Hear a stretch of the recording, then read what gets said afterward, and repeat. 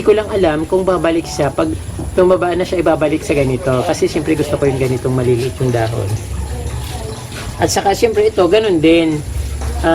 Dahil nag-iba yung dahon nito, malamang na ito, mag-ano rin yung dahon niya, magiging iba rin.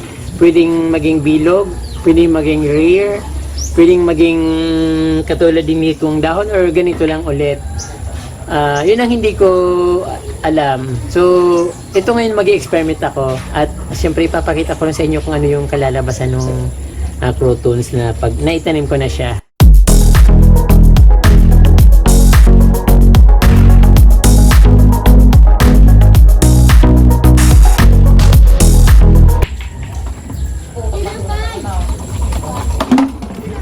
Guwapa, May. Kakausong ko.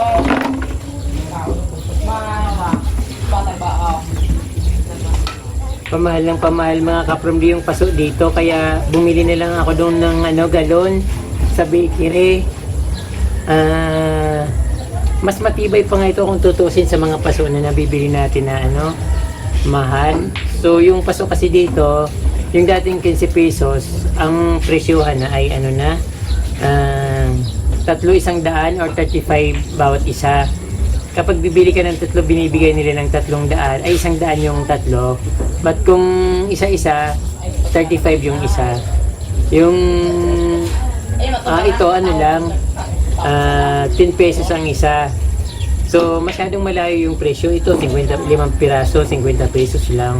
So 100 makakabili ako ng 10 piraso, samantalang doon sa paso na ganito. Although siyempre mas maganda rin talagang kulay nun paso, pero hindi naman siguro kailangan ng makulay. Kung bibili siguro ako ng medyo maganda, siguro yung ilalagay ko sa loob ng bahay, yung pang indoor na paso. Pero kung panglabas lang naman, ito okay na to.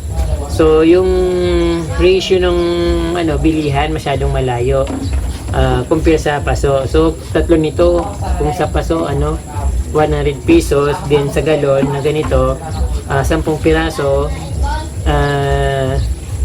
doon 10 piraso, 100 pesos. Kaya masyadong malayo yung presyohan.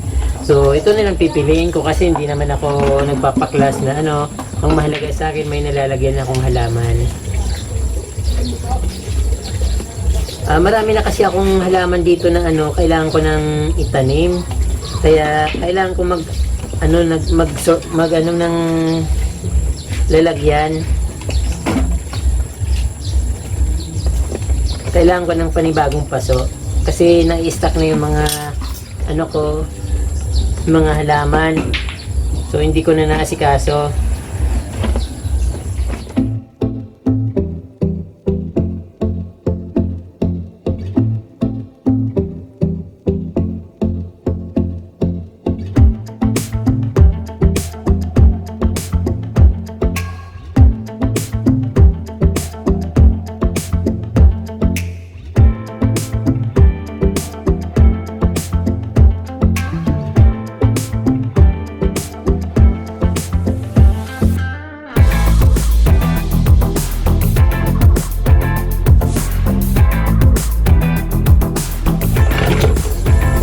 So ito pa from D para doon sa bagong halaman ko na itatanim.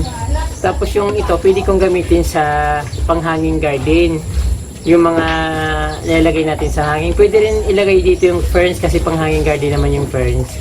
Tapos yung mga gumagapang. So pwede dito. Tapos ito naman doon sa mga bagong halaman na nagkakahoy or something na yung pwedeng lumaki na tumataas siya. So pwede dito.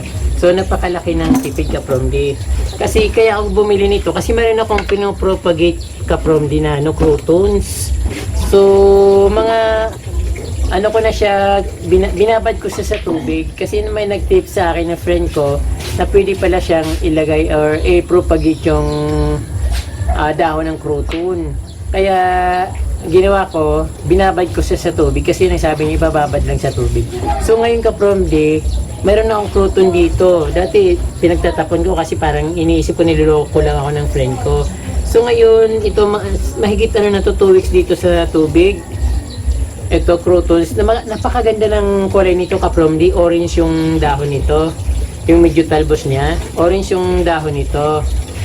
So ngayon, may ugat na siya. Meron na siyang ugat, Ka-Promdi. So, ayaw ko siyang ibabad ng matagal sa tubig kasi baka malunod or mabulok.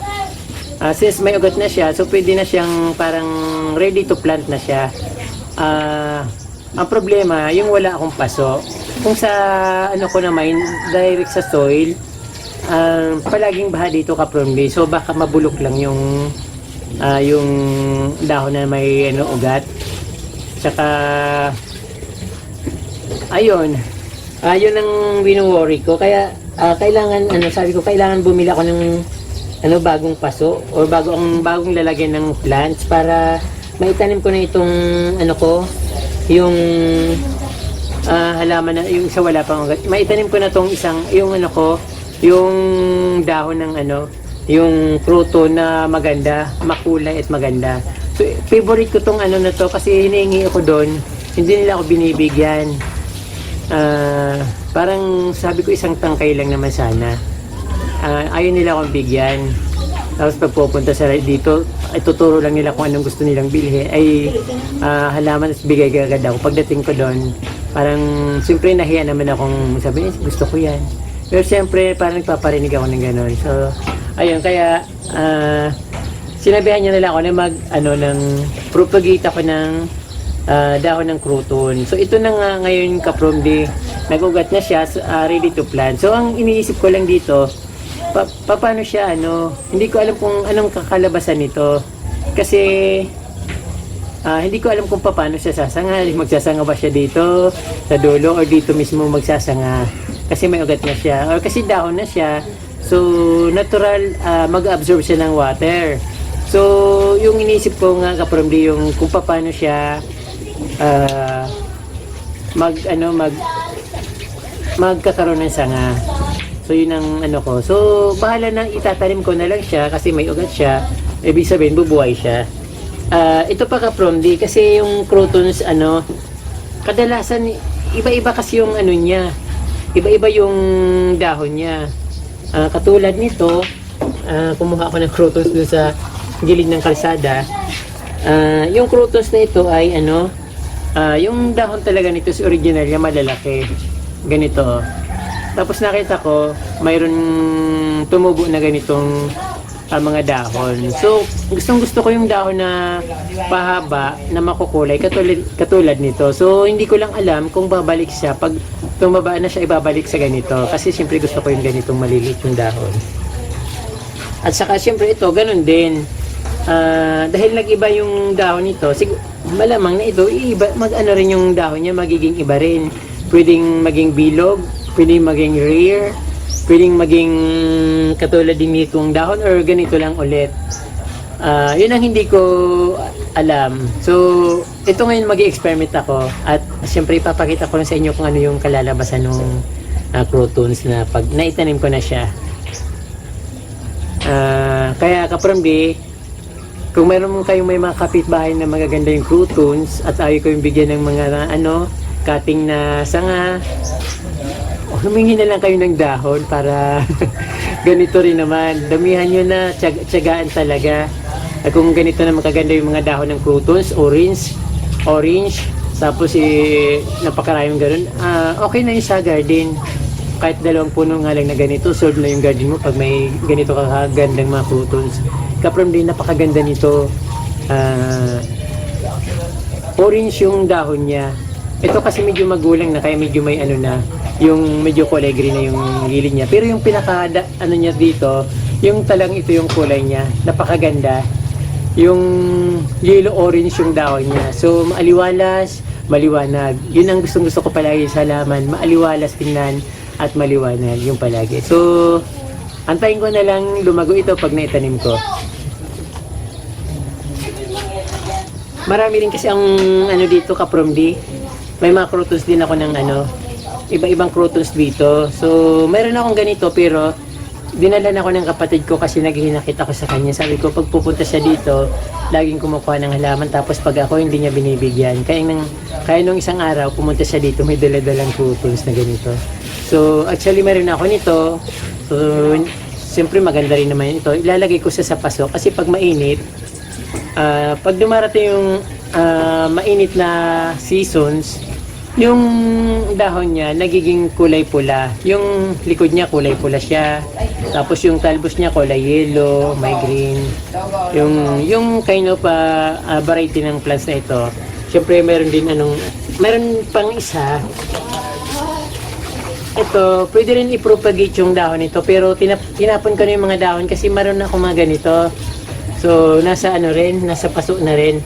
So, hindi siya maganda pag nabababad sa tubig ka-promdi kasi nabubulok ng niya. So, dapat talaga i-replant ko na siya. Kaya, yan, nagmamatay lang akong bumili nito kahapon kahit malakas yung ulan, lumabas ako ng bahay. Tapos, ito maganda rin ito. Nagiging golden, siya. Nagiging golden yung dahon niya, yellow. Parang something na golden, ganito. Pero, mas, siya, mas light. Mas light dito. Ayun. So, marami pa ako dito. Ito naman, meron naman ako nito na. So, pero okay lang naman parami ng croutons kasi maganda talaga yung croutons. Lalo pag napakadami niya na at lumago at napunta na sa summer seasons. Napakaganda nung niya, makulay. Katulad kay Joy, yung croutons si Lady dito sa amin. Ang garden niya na puro croutons na napakaganda. So ganun yung kakalabasan pag medyo malago na at lumaki na, lalo pag summer. Ayun. Tapos ito naman, hindi naman nagbabago ito. Yung kulay nito ka-promdi, kahit maulan, ganun pa rin. Ngayon nga maulan, ganun pa rin yung kulay niya. Yung hindi na siya tumitingkad. Kung man siya, tag-init, medyo lumalaki lang ng yellow. Yung yellow sa gitna lumalaki. Pero yung ganun pa rin siya. So, walang pagbabago. Maganda rin siya kasi maganda yung niya, may yellow, may green. So, maliwanag tingnan. Kasi ito nga yung yung magandang ilagay sa sa paso. Kasi katulad nito maraming sanga. Tatlo yung sanga niya. Pag pag nag-grow, makikita mo yung napakaganda niyang dahon. So, yun ang ilalagay ko dito ngayon. Kaya abala ako sa maghahanap ng paso. Saka marami rin akong halaman pa na ilalagay sa paso. Ito nakahingi naman ako doon sa kapitbahay ko. Hindi ko alam kung anong kind of ito, pero parang orchids. Ito yung bulaklak niya.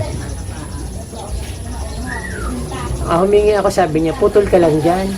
Huwag mo nang kunin yung tira ko lang yung puno. So pinutol ko, ilalagay ko lang sa ng niyog. Cork, parang cork or bark, parang ganun. Ngayon ka-promdi, ko na siya, i-plant ko na. So pagsamahin ko na lang sa isang paso kasi hindi pa naman sigurado kung tutubo siya. Kung tumubo siya, di okay. Kung hindi, okay lang din. Pero sana tumubo kasi napakaganda nito. Bali, pag tumubo siya, ko na lang ulit sa another paso. So, pang lang, kumbaga, i-gugro ko lang dito. Pag sumanga na siya at pwede na siyang ilipat sa another paso, so, ililipat ko na siya. So, okay lang naman dito sa So, siyempre, gagamit ko ng yung aking, pang garden na kutsilyo. Ito na. So, siyempre medyo dapat yung hindi na gagalaw yung root niya kasi pag naputol siyempre affected din yung niya, dapat tuloy-tuloy yung pag-absorb niya ng water. So kaya nilalakihan ko yung butas niya na yung tataniman niya na soil, yung dadaanan niya para hindi maapektuhan yung yung para maingatan yung ugat niya. Ayun, hindi ko siya masyadong pipit-pitin yung lupa. So, dapat lang na kung kusa lang siyang natabunan para hindi maputol.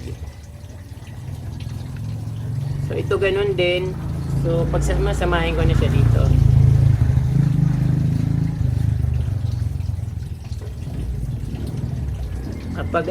Pag successful, hingi ulit ako ng mga dahon ng ganito para hindi ko na kailangan humingi ng cutting na anong tawag din, cutting na crouton. So syempre ganito rin yung ano, pag may nakita akong panibagong magandang crouton, hingi na lang din ako ng dahon instead na yung cutting para hindi siya hindi umiiyak yung hinihingaan ko. So actually ako palagi yung hinihingaan eh. Minsan yung halaman ko wala nang ano, kaprom di halos wala na akong halaman. Kaya ayaw ko nang mamigay, parang tama na yung ano, pinamigay ko. Parang ako tuloy yung ano, yung nagsisimula ng panibagong halaman. Samantalang yung pinamigay ko, malalaki na yung ano, yung sa akin, para nangangamuti pa na ano na mawala na siya. So ito mag panibago ulit akong mga tanim. Sana mag-success.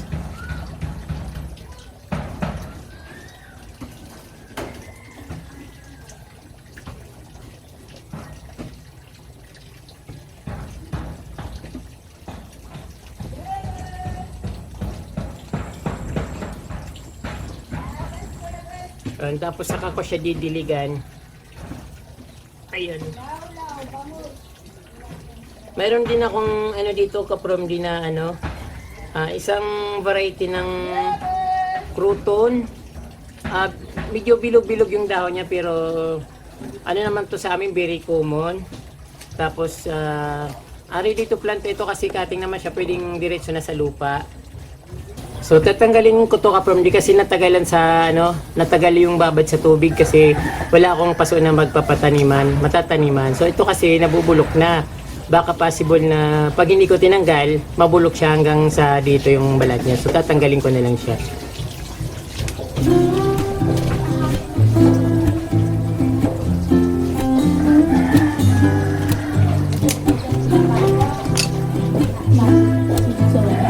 Bawasan ko siya ng dahon para hindi malanta.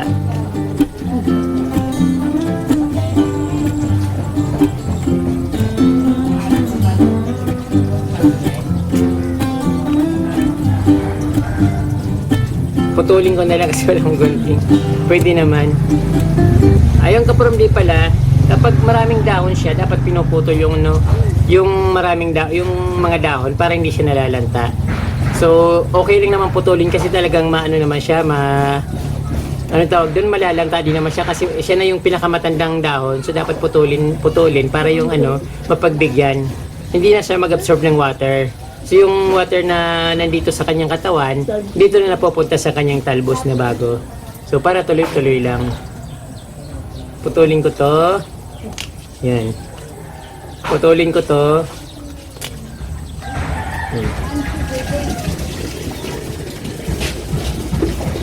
Ayun, okay na to. Tapos syempre itutusok lang naman katulad ng mga ano, pag planting natin, dasim lang din yung process. Walang ano, hindi naman to sa kasi sensitive.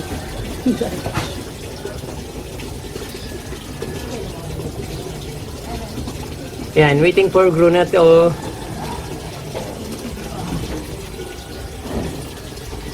Tapos ito, napakarami niyang dahon. Hindi naman kailangan yung maraming dahon. So, tatanggalin ko yung iba kasi marami siyang sanga, baka malanta.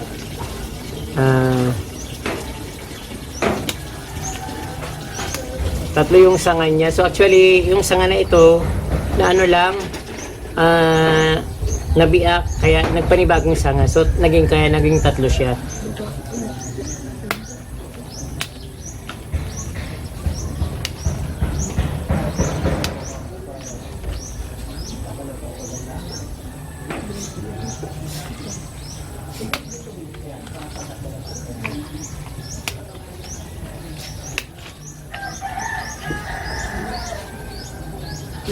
At try ko mag-ano ng maraming dahon kasi dito kasi maulan naman.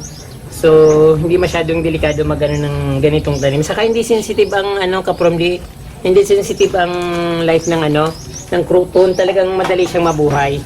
Kahit saan pwede mo siyang itanim. So okay na tong i-plant ko.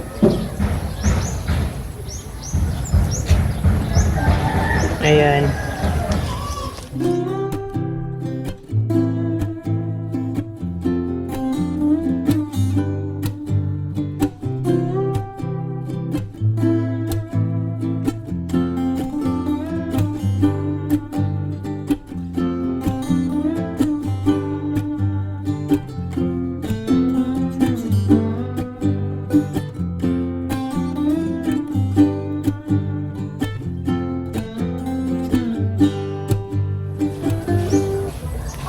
Ano ba yan? Kulang pala yung paso ko. Bibili ulit ako mamaya. Pag naparaan ako doon sa bakery, bibili ulit ako. So, isa na lang natitira ng paso na available. Ito, may ugat naman. Dito plant na to sa, sa soil.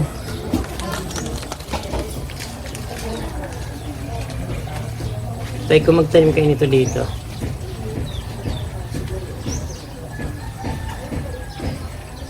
Ito kasi mayroon pa akong bago dito. Hindi ko alam kung alin mas magandang ilagay sa paso.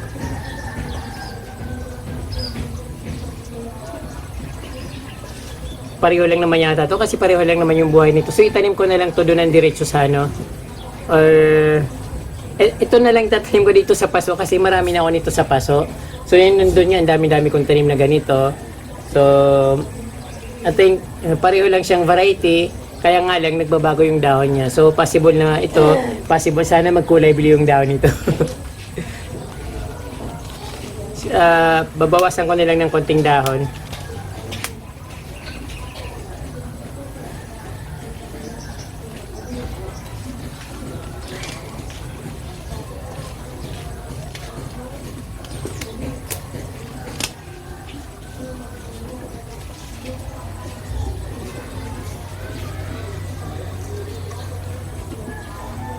Ayun ka from the update ko na lang kayo sa sa dito sa aking kroto na dahon.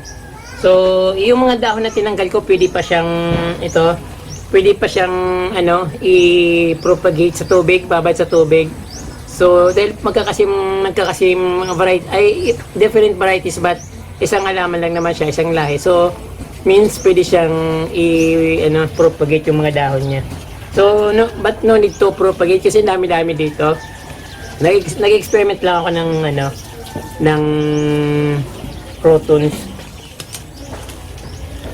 So ngayon yung bago kong garden, unti-unti ko nang tinataniman yung mga gilid-gilid niya para pag natapos na yung lupa na tinatambak, so madali na siya. So habang inantay ko yung lupa na panambak, tinataniman ko na yung para yun nga, madali na siyang mapaganda kasi yung mga halaman nandun na, ready na. So, yung landscape na lang ang ayusin ko. Siyempre kapag bagong tanim na halaman, dinidiligan ka agad yun.